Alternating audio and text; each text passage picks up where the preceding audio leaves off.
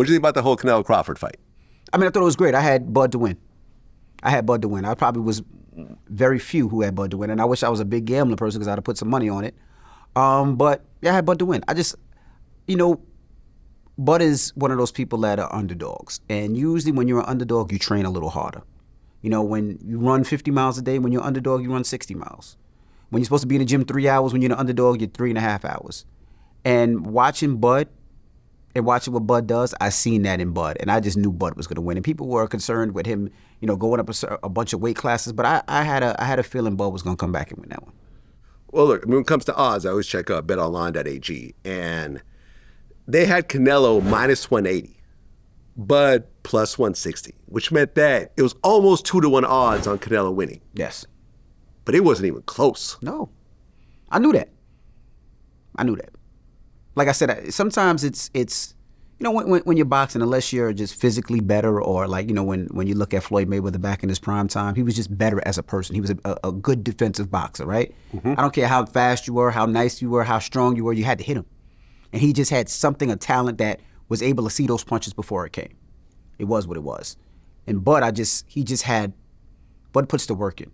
When you talk about somebody that puts the work in, that puts the energy, that shuts down, that doesn't care about the Instagram and social media shenanigans, that just goes to train and handles business, that's Bud. I love Bud as a fighter. Right, because he's 43-0? Yeah, 43-0. Yeah, 40... Is it 42-0 or 43-0? Wait, hold on. Sure. I think it's 42-0. Yeah, he's now 40. He was 41-0, now he's 42-0. Mm-hmm. Do you think he should retire? No. I'm going to tell you why. And I hate when people say the retire conversation. Well, because he'll retire because he'll have a perfect record retiring. Yeah, but this is how I look at Bud. Bud is getting to the point where he's starting to make some I don't want to say real money, but some real money. Allegedly he made $50 million in this fight. They're saying Canelo made about $150. Bud's next fight, depending on who he's fighting, is going to make $75, $80 million. Easy. Close to $100 million. Yeah. How do you turn that down? How do you turn that down? You talk about generational wealth earlier. Like, how do you not say, this is for my kids? You know what I mean? And it's not like he's slow. It's not like he looks bad. If he looked bad or slow or couldn't fight, that's something different. He still look amazing. And why not get that $100 million? The same thing with Floyd. When they're like, well, why is Floyd doing exhibition? Because they're paying him $100 million to fight 3 rounds. Oh, it looks bad on his legacy, looks bad on his career. How do you turn down $100 million when you got grandkids that you could say, here, take this money? Where I could say, you know what, I'm going to invest this for you. Because at the end of the day, your kids and your grandkids never have to box a day in their life. If the business is structured right and ran right, you ain't got to worry about nothing for the rest of your life. Well, what's crazy is that right after the parade they threw in Omaha, Nebraska, he got pulled over. He got pulled over. Guns to him, drawn out the car. Guns drawn. Yeah, because they seen security's gun. How crazy is that? That's, we said on the radio the other day, that was probably a cop that bet on Canelo and was bad about that.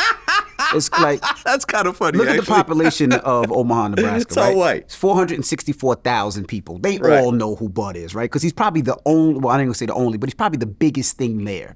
So when they pulled him over, they knew who it was. They knew what they were doing when they pulled him off, like guns to the head and all that. It's very disrespectful, man.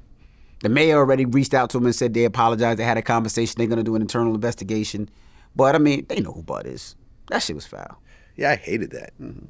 I hate it. I never even met him before, but I know people, Boosie walked him out and stuff like that. Man, listen, every guest I had on my show, granted they were all black, they all said Bud Crawford.